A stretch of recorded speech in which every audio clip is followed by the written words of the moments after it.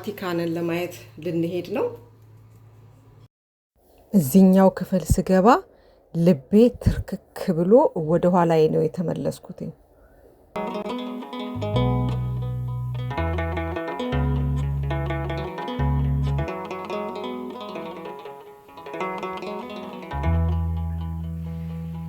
ጌታዬ ሆነ ደምግባት አልባ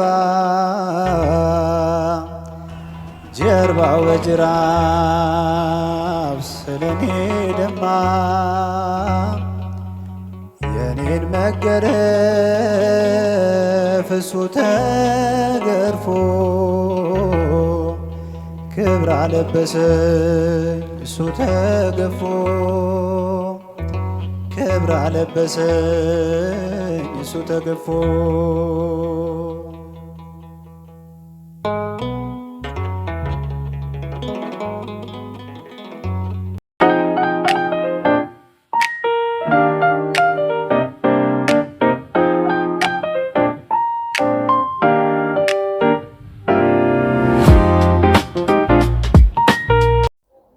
እውነተኛ የሰው ሬሳ ነው ይሄ።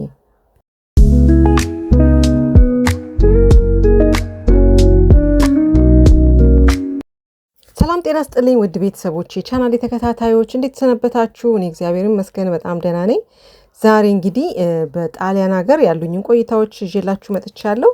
በዛሬው ቀን እንግዲህ ቫቲካን ሙዚየምን ነው የምናየው። ወደዛ እንሄዳለን። ለዛ የተዘጋጀው ነው። መልካም ቆይታ። ዛሬ እንግዲህ ቫቲካንን ለማየት ልንሄድ ነው። የቫቲካን የካቶሊኮቹ ሙዚየም ነው፣ ሮም ላይ የሚጎበኝ ማለት ነው። እሱን ለማየት እንሄዳለን። ሙቀቱን እንግዲህ እንደምታዩት ነው። አልተቻለም። በስማ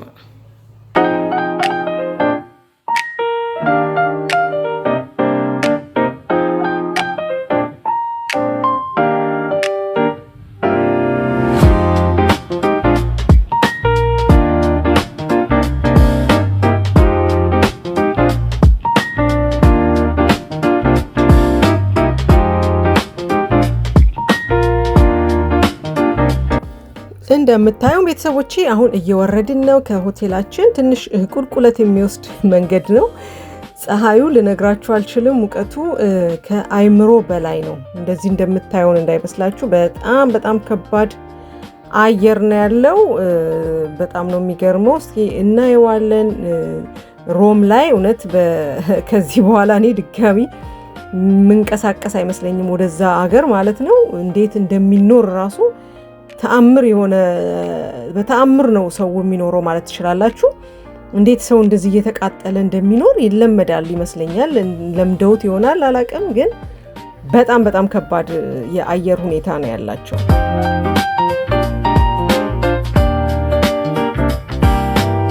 ቢገርማችሁ ታክሲ ጠርተን እየጠበቅን ነው።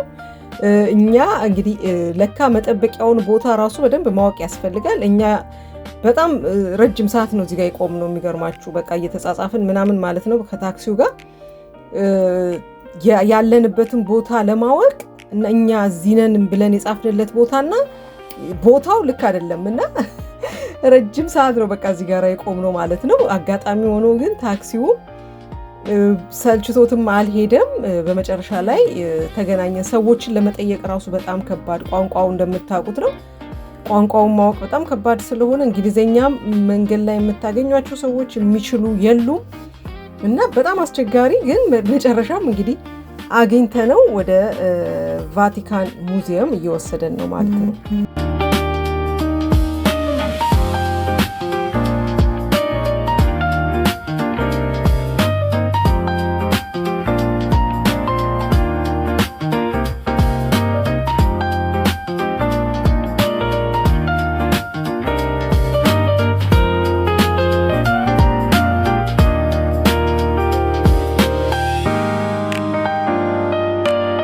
እንደምታዩን ይሄንን ደረጃ መውጣት ያስፈልጋል። ይሄን ደርሰናል። ግን በሚገርም ሁኔታ እኛ አለባበሳችንም ጥሩ አልነበረም። እውነት ለመናገር አላወቅንም እኛም። ሁለተኛም ደግሞ አየሩም ሁኔታ እንትን የምትለብሱበት አይደለም። ለካ ስንገባ ምናሉን ልክ እንደ ኢትዮጵያ ቤተክርስቲያን ማለት ነው መሸፈን አለብን፣ ነጠላ መልበስ አለብን ብለው አሉንና እዛ አካባቢ የሚገርማችሁ ልክ እንደ ኢትዮጵያ ነው። ነጠላ ምናምን ይሸጣሉ፣ ፎጣ ነገሮች ማለት ነው። ልክ ነጠላ የሚመስሉ ሻርፕ ነገሮች፣ ነጫጭ አይነት ሻርፖችን ይሸጣሉ። እዛ ጋራ ገዛን ማለት ነው። ምክንያቱም እሱን ካልያዛችሁ ውስጥ መግባት የምንገባበት ቦታ ሁሉም ቦታ ላይ ሳይሆን ነጠላ ካልያዛችሁ አያስገቧችሁም አሉንና እንግዲህ ነጠላ ገዝተናል ማለት ነው። ግን የምትለብሱት አይደለም። በጣም በጣም ከባድ ሙቀት ነው ያለው። እንኳን ነጠላ አይደለም ራቁታችሁን ሆናችሁ ራሱ የማትቋቋሙት አየር ነው ያለው እና ይኸው ልጄ እንደምታዩት ይዛለች። 2 ነጠላ ገዝተናል ለእኛ ለሴቶቹ ማለት ነው። እና ይሄንን እንግዲህ ትለብሳላችሁ አሉን። ግን በጣም ከባድ ነው እንደምታዩት። ለብሳ አውለቀችው ወዲያው። ምክንያቱም ሙቀቱ የሚቻል አይደለም። በጣም ከባድ ሙቀት ነው ያለው። እንግዲህ አሁን ውስጥ ድረስ እንገባለን። እንደምታውቁት እንግዲህ ይሄ የቫቲካን ሙዚየም ነው። ቤተክርስቲያኑ ራሱ ሳይሆን ሙዚየም ነው። እንደ ሙዚየም የሚታይ ነው። በ1506 ዓመተ ምህረት ነው በቃ እነዚህ የሐውልት ስብስቦችን መሰብሰብ የጀመሩት ማለት ነው። እና ይህንን የቫቲካን የጥንት የሮማ የክርስቲያኖች ይህንን የቫቲካን ሙዚየምን ሲመሰርቱት ከ1506 ጀምሮ ሐውልቶችን ይሰበስቡ ነበር። የመሰብሰብ ልምድ ነበራቸውና ያንን ከሰበሰቡ በኋላ ላይ ምን ሐሳብ ይመጣላቸዋል? የእነዚህን የሰበሰቧቸውን ሐውልቶች በ18ኛው ክፍለ ዘመን ላይ ማለት ነው ለሕዝብ ለማሳየት እና መጠበቅ ጀመሩ ማለት ነው። እና ያንን ከዛን ጊዜ ጀምሮ ነው ለሕዝብ እንደ ሙዚየም አድርገው ለሕዝብ እንዲታይ የሰበሰቧቸውን ቅርጾች እነዚህ ሐውልቶች ውስጥ ደግሞ ስንገባ በጣም በጣም የሚገራርሙ አይነት ምስሎች አሉ የተሰሩ ማለት ነው። በእጅ የተሰሩ በጣም በጥንት ጊዜ በጥንት ሮማውያን ክርስቲያኖች የተሰሩ ማለት ነው። የክርስትናን ጥበብ የታየባቸው በጣም ረጅም ዓመት እስከ 1000 ዓመት ድረስ እድሜ ያላቸው ምስሎች ናቸው ውስጥ የምታገኟቸው ማለት ነው። እንደዚሁም ጣሪያው ላይ ሁሉ የተሳሉ ምስሎች አሉ። ልክ እንደ ኢትዮጵያ ቤተክርስቲያን እንደ ኦርቶዶክስ ቤተክርስቲያን ጣሪያው ላይ ያሉ ምስሎች አሉ አይደለ? እዚህ ሀገርም በጣም በሚገርም ሁኔታ በጣም ረጅም ጊዜ የወሰዱ ምስሎች አሉ የተሳሉ ማለት ነው። እና ይሄኛው ምስል ይላል በመሃል ላይ ያሉት ምስሎች ከመጽሐፍ ቅዱስ ከዘፍጥረት ላይ የተወሰዱ ታሪኮች ያሉባቸው ምስሎች ናቸው ይላል። እና ይሄ ደግሞ የምታዩት እንደ ስልክ ነገር ይሄንንም ትከራያላችሁ። ምንድነው ቁጥሮች አሉ። በየክፍሉ ስትገቡ ቁጥሮች ያሳያችኋል። ያንን ቁጥር እዚህ ላይ ስትጽፉ እዛ ክፍል ላይ ያለውን ታሪክ ይገልጽላችኋል ማለት ነው። በእንግሊዘኛ፣ በጀርመንኛ በምታውቁት ቋንቋ ያስመርጣችሁና በምትፈልጉት ቋንቋ ይገልጽላችኋል ማለት ነው። ይሄንን ቁጥሮቹን ብቻ የምትገቧቸው ክፍሎች አሉ። እዛ ክፍሎች ውስጥ ስትገቡ ቁጥሮች አሉ። 1 ቁጥር፣ 2 ቁጥር፣ 3 ቁጥር እያለ ያንን ቁጥር ስታስገቡ እዛ ክፍል ውስጥ ያሉትን ታሪኮች ግልጽ ያደርግላችኋል ማለት ነው። መቼ እንደተሰሩ ምስሎቹን በጣም የሚደናንቁ ምስሎች አሉ። አሁን እሱን ይዘን ያው እየሞከርነውም ነው። ወደ ውስጥ አሁን እየገባን ነው። ቤተክርስቲያን አይደለም ግን ልክ እንደ ቤተክርስቲያን አይነት ስሜት ነው የሚሰማችሁ ብታዩት ማለት ነው። አሁን እዚህ ጋር ያለው ፀሐይ ልነግራችኋለሁ። ይሄ ከኋላ በኩል ከውስጥ ገብተን ከኋላ በኩል ያለው ፓርት ነው። ልጄ እንደምታዩት ነው። በቃ እሱማ በፍጹም ከውስጥ መውጣት አልፈለገም። ምክንያቱም ፀሐዩ በጣም ከባድ ነው። 1 ሰከንድ መቆም አትችሉም። በጣም በጣም ከባድ ፀሐይ ነው። ግድ ስለሆነብን ስለመጣን ስለምናይ ነው እንጂ እውነት ለመናገር ከቤት የሚያስወጣ አየር አይደለም። እንደምታዩት በጣም ብዙ ቱሪስቶች አሉ። አሁን ወደ ውስጥ እየገባን ነው። ይሄ እንግዲህ የፖፑ ሐውልት ነው። እዚህ ጋራ የምታዩት የተለያዩ ሐውልቶች አሉ እዚህ ጋራ እንደምታዩቸው። ይሄ እንግዲህ እንደነገርኳችሁ በ1506 ዓመተ ምህረት የተሰሩ በ18ኛው ክፍለ ዘመን ከ2000 እስከ 3000 ዓመት ዕድሜ ያላቸው ሐውልቶች ናቸው እዚህ ጋር የምታዩቸው እና በጣም የሰው ልጅ ጥበብ የታየበት ድንቅ ድንቅ ሐውልቶች ናቸው። እንደዚህ ያላችሁ ወደ ውስጥ ትገባላችሁ። በየክፍሉ ስትገቡ እንደምታዩት የመጽሐፍ ቅዱስ ላይ ያሉ ምስሎች ናቸው። የማርያም ምስል፣ የተለያዩ መላእክቶች ምስሎች ናቸው ያሉትና እነዚህ ሁሉ በእጅ የተሰሩ የጥበብ ውጤቶች ናቸው። እንደምታዩት በጣም በብዙ ሰው የሚጎበኙ ናቸው። በጣም ነው የሚገርሙት። እንግዲህ እንደምታውቁት ነው ሮማውያን በእንደዚህ አይነት በክርስትና በጥበብ ወይንም የጥንት ክርስትና እምነት አማኞች ናቸው እና በነሱ ዘመን የተሰሩትን ነው እንግዲህ እንደ ሙዚየም አድርገው እዚህ ጋራ የምታዩቸው ማለት ነው።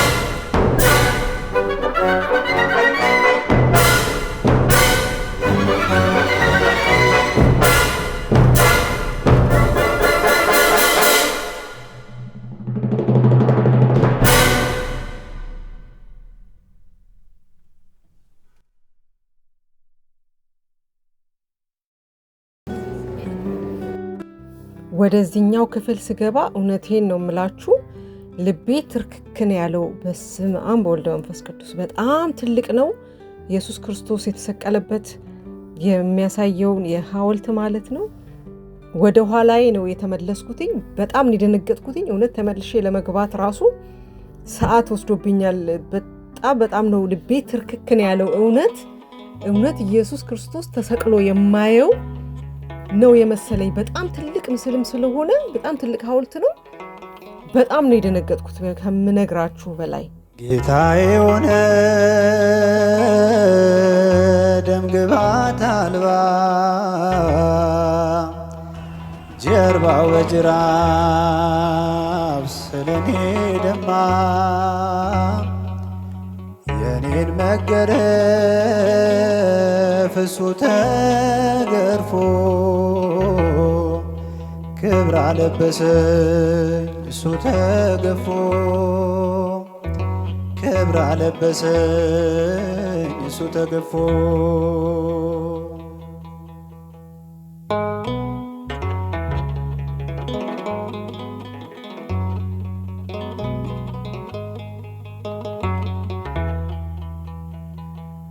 በሐሰት ሸንጎ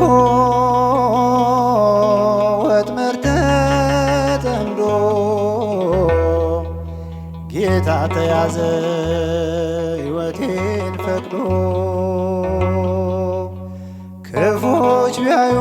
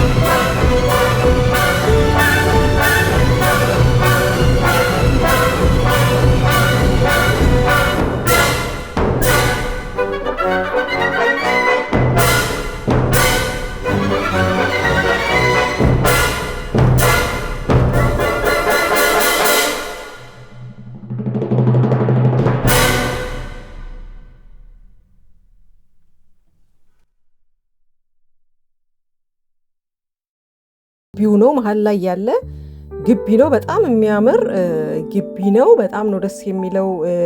እኔ በቴሌቪዥን ይህንን ቦታ አይቼው አውቃለሁ ይመስለኛል። ፖፑ እዚህ ቦታ ላይ ቆመው ያየኋቸው ይመስለኛል። አዲስ አይደለም ለኔ እንትኑ ማለት ነው። በጣም የሚያምር ግቢ ነው ይሄ። ውስጡም እንደነገርኳችሁ በጣም ልዩ ነው። እስካሁን ቪዲዮ ላይ ያላስገባኋቸውም አሉ። በጣም የጥንት ግብጾችም ታሪኮች ሁሉ አሉ እዛ ላይ። የግብጽ የቀብር ስነ ስርዓት የሚያደርጉበት የመቃብራቸው ምናምን ፎቶዎች፣ እንትኖች፣ ሐውልቶች ሁሉ አሉ እዛ ውስጥ ማለት ነው። ይሄኛው እንደምታዩት እንግዲህ እንዳልኳችሁ ግቢው ነው። በዚህ በኩል ትንሽ ጥላም ስላ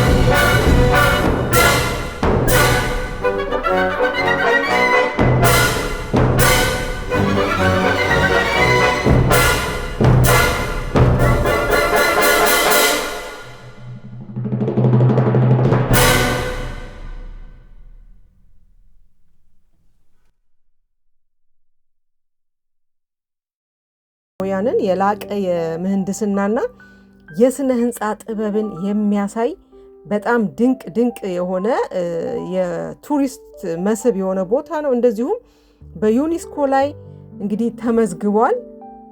እንዲሁም ከዓለም ላይ ካሉት 7 አስደናቂ ለእይታ የቱሪስት መስህብ ከሆኑ ቦታዎች በዩኔስኮ ከተመዘገቡት አንዱ የሆነ ቦታ ነው ማለት ነው። በጣም አስደናቂ በጣም የሚገርም ቦታ ነው። እኛ እንዳውም በጣም ብዙ የሚታዩ ነገሮች እንዳሉ ነው ያወቅነው። በተለይ ደግሞ ስለ ኢትዮጵያ የሚገልጹ ኢትዮጵያን የሚያስታውሱ በኢትዮጵያ ስሞች የተሰየሙ ብዙ የትሬን ስቴሽኖች እንደዚሁም መንገዶች፣ ሐውልቶች ሁሉ አሉ የሚል በኋላ ላይ ነው የሰማሁትኝና በጣም ነው ያዘንኩትኝ እሱን ሳናይ በመሄዳችን ማለት ነው። ምክንያቱም ሮም ላይ የነበረን 2 ቀን ነው 2 ቀን ቆይታን የነበረን። ከዛ ሬሚኒ ወደሚባል ወደ ሌላ ከተማ ነው ደግሞ የምንሄደው። እዛ የውሃ ዳር ልጆቹ ቢች አካባቢ መሄድ ስለሚፈልጉ ወደዛ አካባቢ ልንሄድ ስለሆነ ነው። ግን የሮም ኢትዮጵያን የሚመለከቱ ቦታዎችን ባለማየታችን እኔ በጣም ቅር ብሎኛል። በኋላ ምን የሰማሁት ቀድሜ አላወቅኩም። እንደዚሁም ሙቀቱ ራሱ ግራ አጋባንና ብዙ ማሰብ እንኳን እንዳንችል ነው ያደረገን። በገዛ ገንዘቡ ሰው ሀገር መጥቶ ይቃጠላል። መድኃኒዓለም ዛውና ነው መድኃኒዓለም እውነት ለጠላትም አይስጠው እዚህ ሀገር ነው። ማይ ጎድ ቀለጥን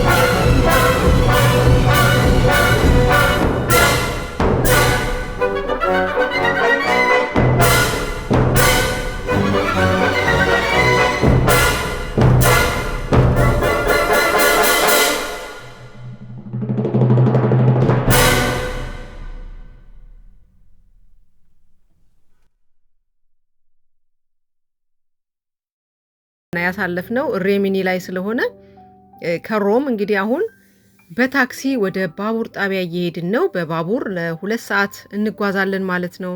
እዛ ተጉዘን ደግሞ ሬሚኒ ላይ ደግሞ የምናሳልፈውን